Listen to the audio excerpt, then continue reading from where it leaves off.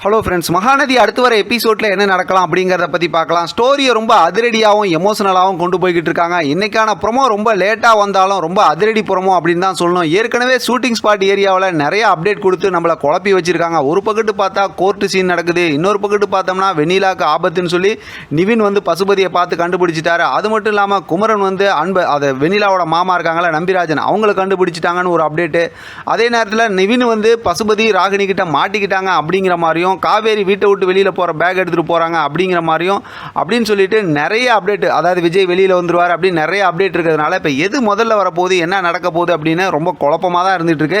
இன்றைக்கி வந்திருக்க ப்ரொமோ வச்சு நம்ம பார்க்கும்போது அடுத்து, அதாவது நாளையிலேருந்து ஒரு 3 நாள் தானே தேதி போட்டிருக்காங்க, 14 to 18 தானே போட்டிருக்காங்க. அப்படி பார்க்கும்போது நிவின் தான் முதல்ல பசுபதி இருக்கிறத கண்டுபிடிச்சிருவார். ராகினியை ஃபாலோ பண்ணி போய் கண்டுபிடிச்சிருவார்.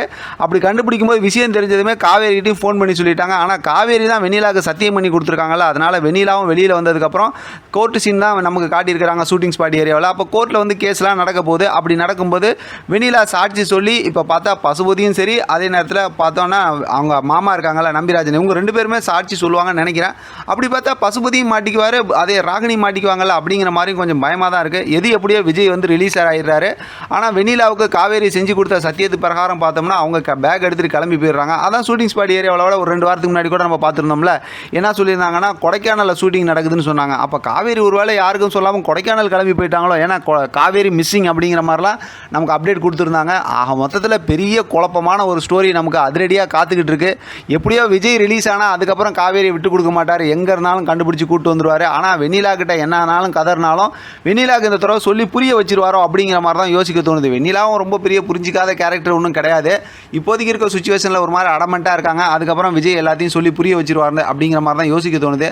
ஆனால் வெண்ணிலா இப்படி யோசிக்கலாம், அதாவது ப்ரெக்னெண்ட்டாகவே காவேரி இருக்காங்க, இதுக்கப்புறம் அவங்க லைஃப்குள்ளார நம்ம போகிறதா அப்படிங்கிற மாதிரி அவங்க யோசிக்கலாம். இதுக்கிடையில் பாவம் நம்ம நிவின் சாக்லேட் பாய் எப்படி போய் நல்லா வசமாக அவங்கள்ட்ட மாட்டினாங்க அப்படின்னு தெரியல. அது ஒரு பக்கத்து ஒரு பெரிய காமெடியாக தான் போயிட்டு இருக்கு. எது எப்படியோ இன்றைக்கி ப்ரொமோ கொஞ்சம் லேட்டாக வந்தது மனசுக்கு ரொம்ப கஷ்டமாக தான் இருக்குது. பார்க்கலாம் அடுத்து என்ன இன்ட்ரெஸ்டிங்காக ஸ்டோரியை கொண்டு போகிறாங்க.